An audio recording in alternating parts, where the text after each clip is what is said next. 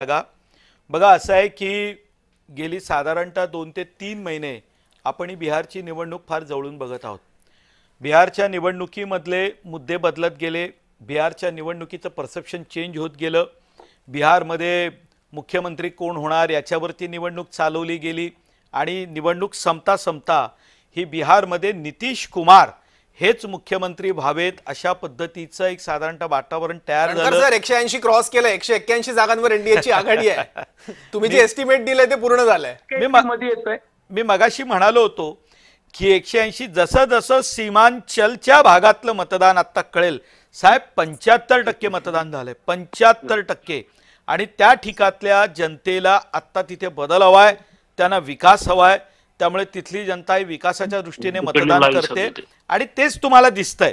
आणि मी तसं म्हणालो तसं निवडणूक ज्या वेळेला सुरुवात झाली त्यावेळेचं जे एकूण काही वातावरण होतं आणि मतदानाला ज्या दिवशी सुरुवात झाली 2 टप्प्यात मतदान झालं।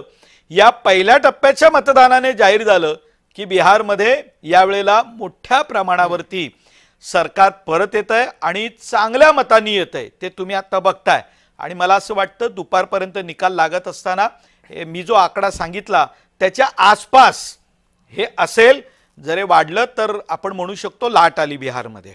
ठीक आहे, मला प्रशांत जगतापांना पुढचा प्रश्न विचारायचा आहे। प्रशांत जगतापजी, आपण आकडे बघितले स्क्रीनवर तर 180 जागांचा आकडा सुद्धा ओलांडलेला आहे एनडीएने। 183 जागांवर एनडीएचे उमेदवार हे सध्या आघाडीवर आहे। मोठा फटका यात महागठबंधनला बसताना दिसतोय, काँग्रेस आणि राजदला।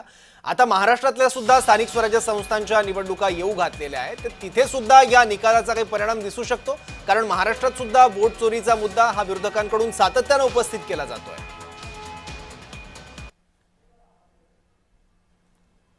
त्या बहुमताचा सन्मान हा सत्ताधारी पक्षाने राखला पाहिजे, विरोधी पक्षाने सुद्धा राखला पाहिजे। त्याच्यामध्ये विजय होत असताना त्यांचं मनापासून अभिनंदन। याच्यातून विरोधी पक्षांनी निश्चित बोध घ्यावा। निवडणुकांच्या वेळेस जर काही गोष्टी जाग्या होऊन नका त्या ठिकाणी पाहत असतो तर त्याच्यामध्ये दुरुस्ती व्हायला हवी, पण याचा परिणाम या ठिकाणी महाराष्ट्राच्या स्थानिक स्वराज्य संस्थांच्या निवडणुकीमध्ये बिलकुल होणार नाही। कारण की बिहारच्या निवडणुकीचा आणि म्हणजे बिहारच्या विधानसभेच्या निवडणुकीचा निकाल आणि स्थानिक स्वराज्य संस्था यांचा दुरान्वये सुद्धा संबंध नाही। कारण की लोकल स्थानिक मुद्द्यांवर ह्या निवडणुका होतात, तब्बल 4 वर्षाच्या गॅप नंतर या निवडणुका होतात। त्यामुळे प्रदीर्घ काळानंतर आपल्याला लोकप्रतिनिधी हवा या नका मागणी खातीर नका किंवा या इच्छे खातीर नका नागरिक किंवा मतदान करणार आहेत। शेवटी त्या जी काही छोटी छोटी शहरं आहेत ती बकाल घेण्यासाठी त्याच मुद्द्यावर निवडणूक फिरणार आहे। पण मला खात्री आहे की या बिहारच्या निवडणुकीचा बिलकुल महाराष्ट्राच्या निवडणुकीवर परिणाम होणार नाही।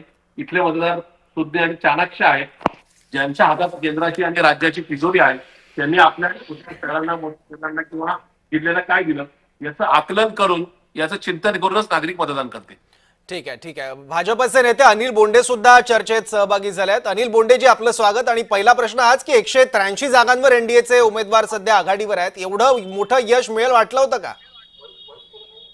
खरं म्हणजे एक्झिट पोलनी जे सांगितलं त्याच्यापेक्षा जास्त यश